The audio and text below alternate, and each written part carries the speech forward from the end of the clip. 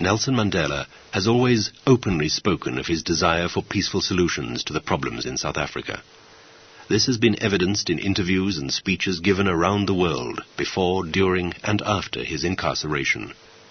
We have made it very clear in our policy that South Africa is a country of many races. There is room for all the various races in this country. His decision to enjoin and build up the violent struggle in order to remove the white minority government in South Africa was taken as a last resort, after centuries of white domination and oppression of his people.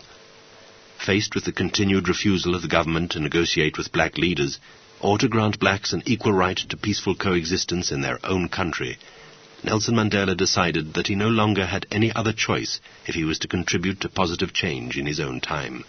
People who feel that it is useless and futile for us to continue talking peace and non-violence against a government whose reply is only savage attacks on an unarmed and defenseless people. And I think the time has come for us to consider, in the light of our experiences in this stay at home, whether the methods which we have applied so far are adequate. Once that decision had been taken, he threw himself entirely into his commitment, becoming a founding member of the ANC's armed wing, Umkhonto we Sizwe, and undertaking an extensive overseas and African tour to raise funds, supplies, and other support for the armed struggle. He also personally underwent military training for guerrilla warfare while in Ethiopia. Yet, paradoxically, his true commitment was to peace, and at every opportunity he has urged negotiation and reconciliation, even from within his prison walls. Despite his own reticent nature, he has sought out prominent people whenever he could in order to gain world attention for the plight of South Africans. Through the years, he has met with prime ministers, with presidents, with royalty, and with other eminent personages of many descriptions.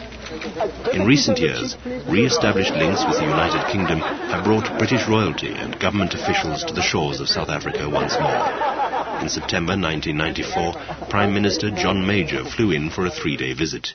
He was the first British Prime Minister to visit South Africa since Harold Macmillan in 1960. 1 month later, Princess Anne made the first official royal visit to the country after the democratic elections earlier that year. Princess Anne came in her role as president of the Save the Children Fund. She spent 5 days in South Africa. In March 1995, Queen Elizabeth II arrived in Cape Town.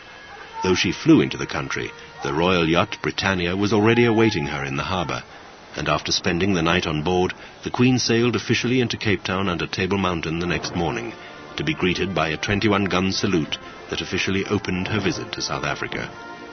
During this visit, the Queen bestowed on Mr. Mandela the Order of Merit, the highest British award that can be made to a foreigner. Currently, the only other foreign holder of the award is Mother Teresa of Calcutta. In September 1995, Pope John Paul II arrived on South African soil. He had visited the country 6 years earlier in an effort to encourage negotiation for a peaceful end to apartheid. The President has not only welcomed foreign dignitaries to South Africa, but has also, since his release from prison, spent considerable time honouring invitations to other countries around the world. In 1996, he was guest of honour at a garden party to celebrate the Bastille Day festivities in France, hosted at the Élysée Palace by President Jacques Chirac. He has visited Britain several times, as well as other European countries, the United States of America, and nations across Asia, the Middle East, and Africa.